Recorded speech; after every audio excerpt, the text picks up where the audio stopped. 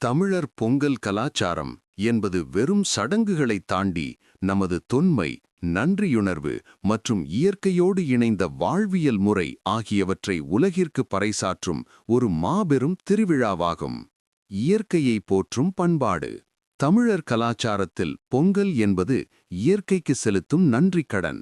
நிலம், நீர், காற்று, நெருப்பு, ஆகாயம் ஆகிய ஐந்தையும் வணங்கும் விதமாக இது அமைகிறது.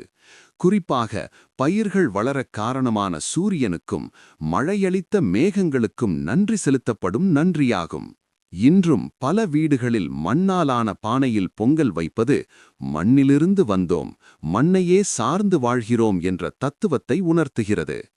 அறுவடை செய்த புதிய நெல்லை குத்தி எடுத்த பச்சரிசியிலேயே பொங்கல் வைப்பார்கள். இது உழைப்பின் பலனை முதலில் இறைவனுக்கும் இயற்கைக்கும் சமர்ப்பிக்கும் கலாச்சாரமாகும்.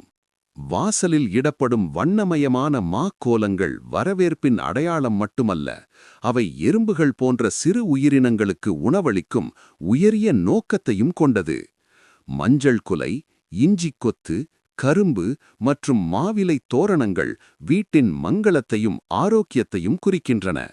இளவட்டக் கல் தூக்குதல், வழுக்கு மரம் ஏறுதல் மற்றும் வீர விளையாட்டான ஜல்லிக்கட்டு ஆகியவை தமிழர்களின் வீரத்தையும் பண்பாட்டையும் பறைசாற்றும் முக்கிய அங்கங்களாகும்.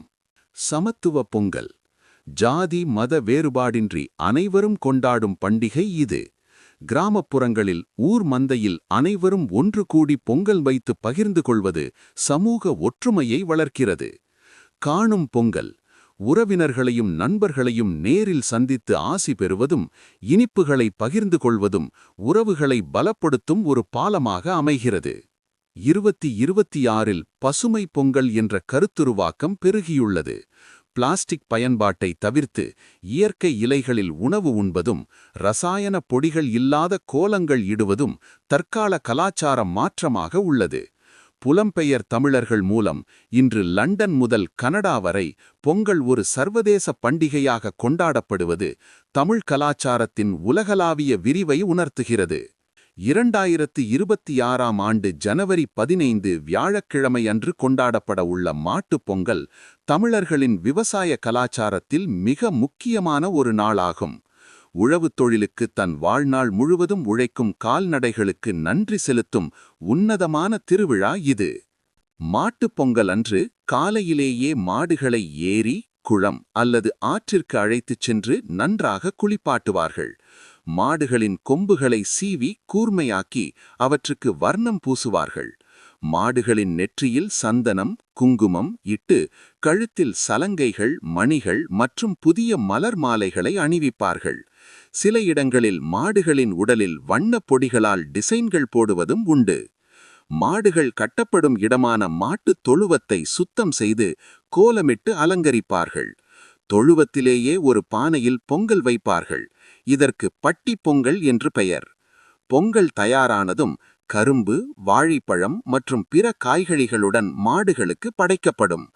பொங்கலோ பொங்கல், மாட்டுப் பொங்கல், பட்டி பெருக, பால் பானை பொங்குக என்று கூவி மாடுகளை வணங்குவார்கள். பிறகு சாமிக்கு முன்கூட்டியே படைக்கப்பட்ட பொங்கலை மாடுகளுக்கு ஊட்டுவார்கள். தமிழர்களின் வீரத்தை பறைசாற்றும் ஜல்லிக்கட்டு அல்லது மஞ்சு விரட்டு மாட்டுப் பொங்கல் அன்றுதான் தொடங்கும். 2026இல் அலங்காநல்லூர், பாலமேடு மற்றும் சிராவயல் போன்ற இடங்களில் உலக புகழ்பெற்ற ஜல்லிக்கட்டு போட்டிகள் மிக விரிவான பாதுகாப்பு ஏற்பாடுகளுடன் நடைபெறும். காளைகளை அடக்கும் வீரர்களுக்கு பரிசுகள் வழங்கப்பட்டு காளைகளும் வீரர்களும் கௌரவிக்கப்படுவார்கள்.